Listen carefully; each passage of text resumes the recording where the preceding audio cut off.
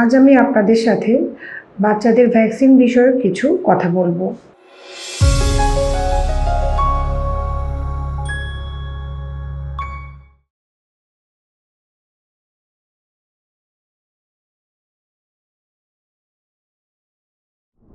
আসসালামু আলাইকুম। আমি ডাক্তার তাহমিদা ফিরদৌসী, শিশু বিশেষজ্ঞ, Shaheed Suhrawardy medical college hospital. প্রতিটি শিশুরই অধিকার হচ্ছে টিকা নেওয়া, এবং বাবা মায়েদের এই সম্পর্কে অনেক জিজ্ঞাসা থাকে যে কবে কিভাবে কোন টিকা নেবে, এরকম কিছু জিজ্ঞাসা থাকে। তো আজকে আমি সেসব নিয়ে আলোচনা করব। এই টিকা বিষয়ে আমাদের গভর্নমেন্টেরই একটি প্রোগ্রাম রয়েছে, সেটা হচ্ছে ইপিআই বা এক্সপান্ডেড প্রোগ্রাম অন ইমিউনাইজেশন।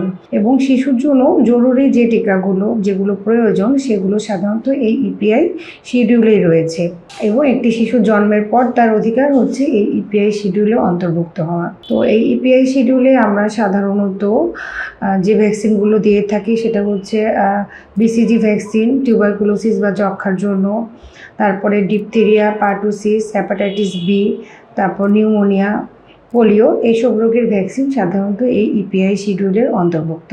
তো একটি শিশুর জন্মের পর যদি হসপিটাল ডেলিভারি হয়ে থাকে, সাধারণত বিসিজি ভ্যাকসিনটা অ্যাট বার্থ বা 0 দিনেই এসে পেয়ে থাকে বা পেতে পারে।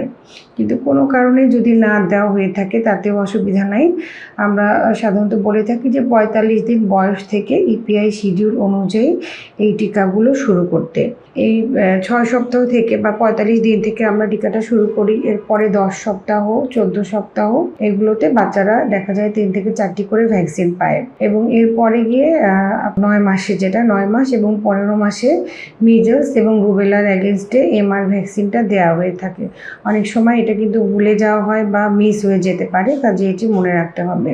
তো এটা গেল ইপিআই শিডিউল। কি হতে পারে, ভ্যাকসিন দিলে অনেক সময় বাচ্চাদের ভ্যাকসিন সাইটে হয়তো একটু ফুলে যেতে পারে বা লাল হতে পারে, অনেক সময় হালকা জ্বর আসতে পারে, এগুলো সবই নর্মাল। তবে অনেক সময় দেখা যায় যে কিছু সিভিয়ার সাইড ইফেক্ট, যে মানে এগুলো অনেক রেয়ার, তাও কোনো কোনো বাচ্চার ক্ষেত্রে হয়তো দেখা গেল যে খিঁচুনি হলো বা অতিরিক্ত দুর্বল হয়ে গেল বা শরীরের কোনো অংশ অবশ, এরকম কিছু কিছু জটিল কমপ্লিকেশন হতে পারে। তবে সেসব ক্ষেত্রে দেরি না করে নিকটস্থ স্বাস্থ্যকেন্দ্রে নিয়ে যেতে হবে অথবা ডাক্তারের পরামর্শ গ্রহণ করতে হবে। আর কিছু জানার থাকে, অনেক সময় দেখা যায় যে শিডিউলটা মিস হয়ে গেলে আমরা কি করতে পারি। অনেক সময় একটা কথা বলা হয়, বাচ্চা যদি অসুস্থ থাকে বা অন্য কোনো ডিজিজে আক্রান্ত থাকে তাহলে ভ্যাকসিনটি দিবে কিনা।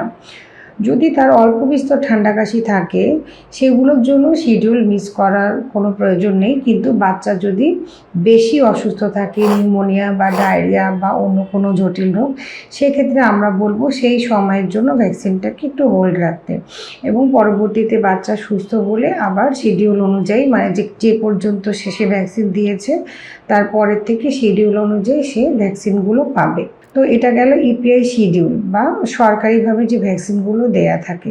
মায়েদের আরও বাবা মায়েদের জিজ্ঞাসা থাকে যে এগুলোর বাইরে আরও কিছু ভ্যাকসিন রয়েছে যেগুলো চাইলে দেয়া যেতে পারে, যেগুলো আলাদাভাবে কিনে দিতে হবে।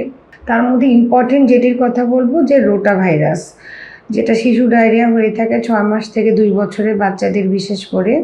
তো এই রোটা ভাইরাসের অ্যাগেনস্টে যে রোটারিক্স এবং রোটাটেক, এই 2 নামে ভাইরাস পাওয়া যায়, এটি আমরা দিতে বলি।